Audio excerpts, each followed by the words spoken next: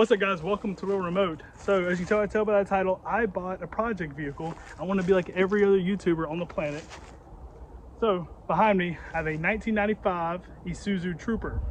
A little bit behind the Trooper about why I got it before we get into the vehicle a little bit more. About a year ago, I got rid of my 1998 Toyota 4Runner. It was my daily driver as well as my project vehicle, which anybody who's done that knows that there's a lot of issues that come with that. So I got a two-wheel drive Nissan Frontier, which is my daily, and I love it. It gets me around town, no issues. But I wanted an off-road vehicle. I have an asphyxiation, it's the right word, for 90s SUVs. I love them, I love everything about them. This guy on Facebook Marketplace, I was actually looking for a Land Rover Discovery, and I couldn't find any that didn't have like engine issues. I ended up finding this in Jacksonville, Florida for $1,000. Talked to the guy for a little bit, went on getting down to about $750. The day before it was picked up, it quit starting by the key. So he went up dropping it down to $500. So I have my $500 project. After getting it back, we went up finding it was a clutch safety switch that was keeping it from starting. So it actually starts now with no issues. But this 1995 Isuzu Trooper is a 5-speed manual. It's a 3.2 liter single overhead cam. It's got a couple things wrong with it, which we'll get into later in the video, but this I will be building to be an adventure vehicle. I don't want to say overland. Overland's overly used, things like that. But we want to talk about that you can get a nice adventure vehicle to go do all your adventures in. You don't have to spend $80,000 on a brand new Tacoma, brand new 4Runner. You can do it in a $500 Trooper. So guys, let's get into the video and I'll show you what's inside. So we're actually going to go through some of the vehicle. It's an old 1995, I think they call them the Trooper 2s. That's what they're called. It's got steel wheels on it. It is completely base model. So look in the back, there are no seats in the back. It is gone. There was a seat there whenever I got it. I went up taking it out. It was completely covered in hay in the back whenever I picked it up. But what I was told by the guy who got it is that it was on a ranch in Jacksonville, Florida, being used. It was not loved very well. These tires are actually from 2015. That's actually one of the first things we'll be replacing in the next video. I already have tires for it. I just have not had time to put them on and go take them somewhere. It's gonna need another side light and a couple other things. But let's look more inside the driver's seat. So one thing, it's got no speakers. I actually took them out. They were like jerry-rigged speakers in there. The radio was out of it when I got it. They were just parts sitting everywhere. I actually took the speakers out of all, and we'll be replacing those. The dash is cracked a little bit, kind of expect that. The trim's messed up, we'll try to replace that.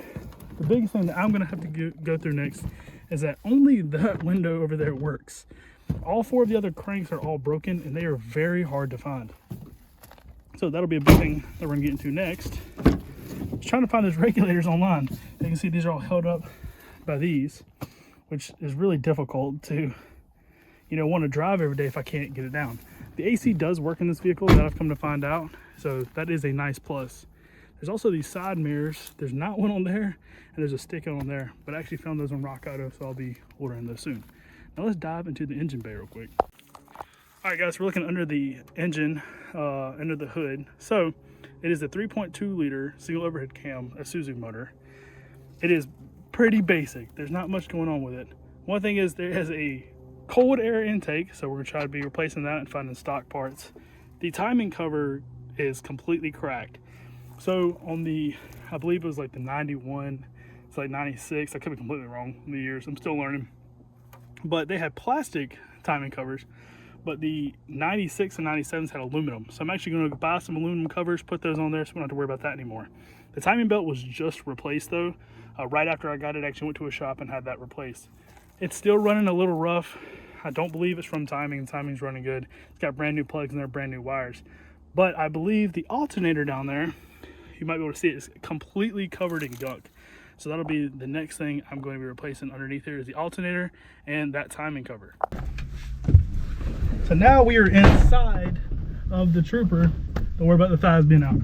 So we're gonna drive through it. We're gonna talk about a couple of issues that I've realized with it, and we're gonna talk about what the future is for it.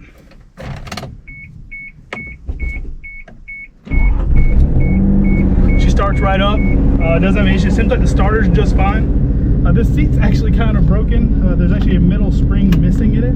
I plan on replacing these seats eventually as well. All the gears feel relatively good. I've only driven it a little bit. I really haven't driven it much. We're going to drive back to my house and we'll talk a little bit about how it's going.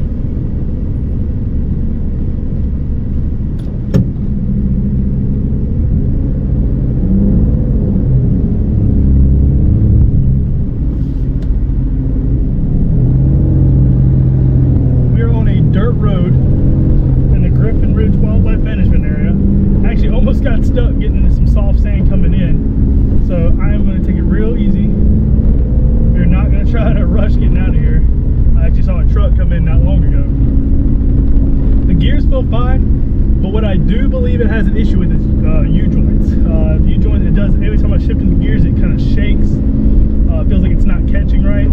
So next video we're going to be diving into the U-joints, the tires, and I believe we're going to try to get the alternator tested at O'Reilly. But today I was going to introduce the vehicle. We're going to get back on highway speeds in a minute. Oh, some soft sand right here. Come on, girl.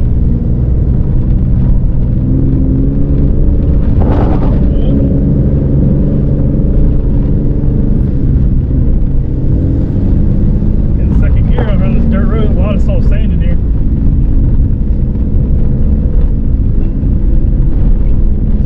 Clinking, I'm guessing that's the U-joints. There's a couple more things we're going to have to check out in it. I also believe the oil pressure sending unit is bad.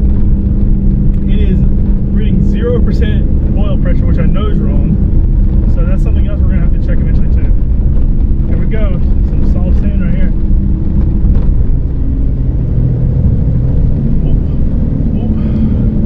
There's a car right there.